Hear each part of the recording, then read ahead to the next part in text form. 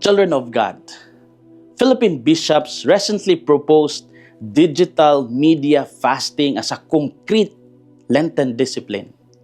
They observed how many people spend long hours scrolling through social media, watching endless videos and reacting to online debates.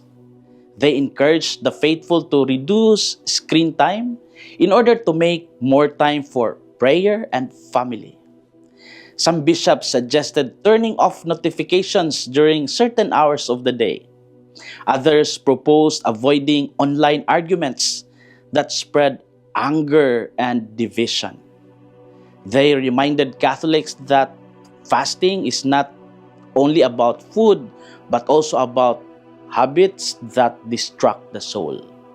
They warned that too much exposure to digital noise can weaken attention, patience, and compassion.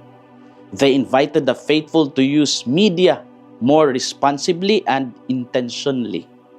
They encouraged replacing screen time with scripture reading and acts of charity. In short, they called for a fasting, not just for the stomach, but for the screen. In the Gospel of Matthew, Jesus was on his way to Jerusalem and predicted his passion for the third time. While he spoke about suffering and sacrifice, the mother of James and John asked that her sons sit at his right and left in his kingdom. The other disciples became indignant, perhaps because they also desired positions of honor. Jesus then gathered them and taught that greatness in his kingdom was not about authority, but about service. He declared that the Son of Man came not to be served, but to serve, and to give his life as a ransom for many. What are our inspirations for today? First, discipleship is a call to carry our crosses. The stage mother, the mother of James and John, who requested for special seats, was a reflection of the human heart that is still attached to recognition rather than redemption. In our time, digital platforms often reward visibility. The more clicks, likes, and shares we get, the more important we feel. Yet this craving for approval can slowly become our measure of worth. Now we are invited to examine our desires. Do we seek attention more than transformation? Do we measure success by applause or by obedience? Digital fasting helps us carry our crosses quietly instead of chasing online crowns. Second, discipleship is a call to live life for others.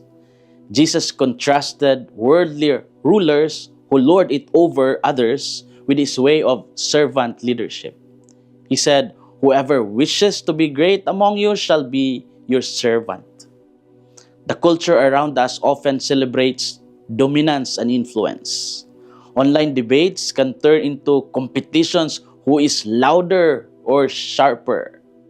But Jesus poured out his life instead of proving his power. Today we reflect on how we use our influence. Do we use our voice to build up or to tear down? Do we dominate conversations or do we listen with compassion? And as we fast from certain digital habits, do we fill that space with acts of concrete service? Children of God, as we scroll less, may we make it an opportunity to serve more. May this Lenten season reshape our influence into humble service. This is Father Felmar, SVD, your Good News caster from Radio Veritas Asia, the voice of Asian Christianity, and may the Almighty God bless you, the Father, the Son, and the Holy Spirit. Amen. Thank you for watching and listening. Stay inspired every day with our daily reflections. Be part of our growing online community of faith and inspiration. Don't miss a single reflection. Follow us on our social media platforms